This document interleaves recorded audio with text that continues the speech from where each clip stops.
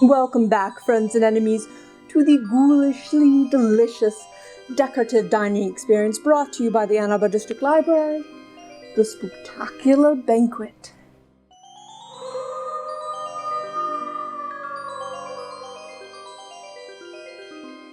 Today's Halloween-inspired feast is something my dear friend Dr. Frankenstein would be thrilled to partake in, I'm certain of it.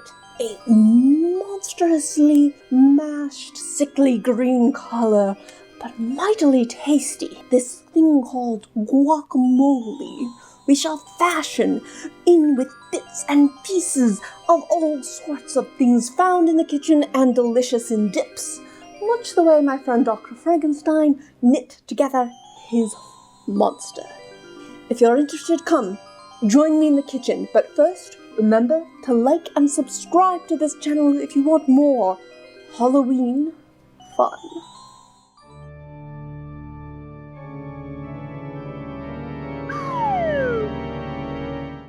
First, my pretties, you must make your monster's green guacamole head.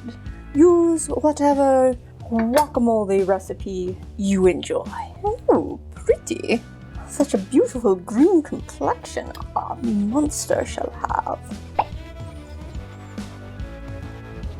Alright, my pretties, a little more citrus on you to keep you from turning brown before your creepy debut. Now, whatever you add to your avocado friends in here will be part of your Franken head. So, the more you add of tomatoes and garlic and onions and nice chunky goodness, the more pock-marked, acne-scarred complexion he'll have. Keep that in mind. What a delightfully sickly green color.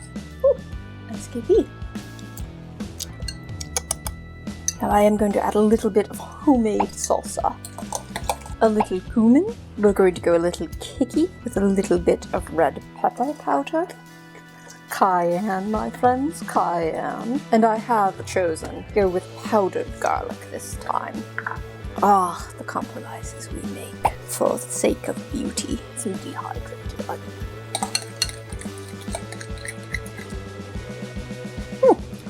I could eat that monster. No. Let's see. Ooh, they're like eyeballs. A nice large square plate for my monster. His head shall go this way, his hair shall be here. Remember, as you plate your monster's face and features, that you need to leave room for his hair. Be ashamed to be a bald Frankenstein's monster. Let's give you a nice long, somewhat squarish face. Not all the way to the edges. Well, maybe all the way to the bottom. Alright. I don't know if I could sculpt facial features in here. Should I do cheekbones, perhaps? I don't know, were you a model in your previous life before you were a corpse? Lines across the forehead. Worry lines, perhaps. A bit of rise for the nose. I have seen these sculpted beautifully. We're not going to do that. Alright, let us begin with the monster creation. First, eyeballs. Before I did this, I made sure my sour cream is nice and smooth. Stir. No chunky eyeballs, thank you. Give your monster a good iris with some olives. One of the things to consider is it going to be perfect, or is it going to be intentionally imperfect? Or not. Let's see if I can get them both looking the same way. Oh, I made his eye a little blobby. Oh dear. Let's get one of you that's a bit more botany. There we are. A nose.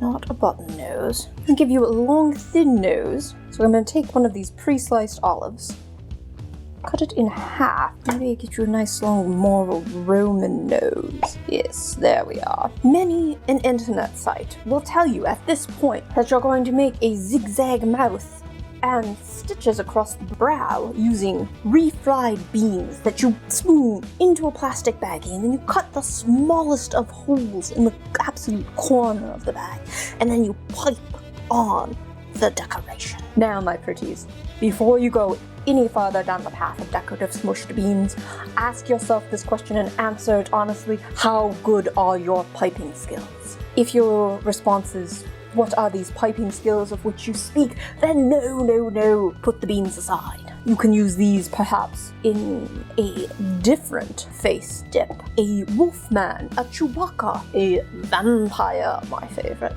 Or you can put this in a cute little spider bowl on the side if you really want to have that. But if you're going to be like me, we have a secret shortcut. Pretzel sticks. Indeed. One pretzel stick is a nice base for a scar, and then some small pretzel sticks, just break them up lightly, will be his stitches right there across the brow bone.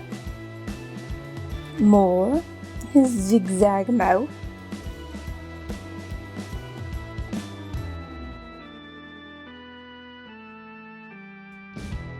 Just to keep it one more zag. He does need gaskets on his neck, does he not? If you have whole olives, you can of course put them there. Alas, I do not. I do, however, have some carrots. Bring back the monster head. One, stab him in the neck. Now, for the rest of the head. Yes, there's the tortilla chips. Now, let's get a few of you with your pointy ends. Give you a little bit of a widow's peak. Or are you trying to use your hair to cover up your scars? Oh, well, here we are, my friends and enemies. Your Frankenguac. It was very tasty.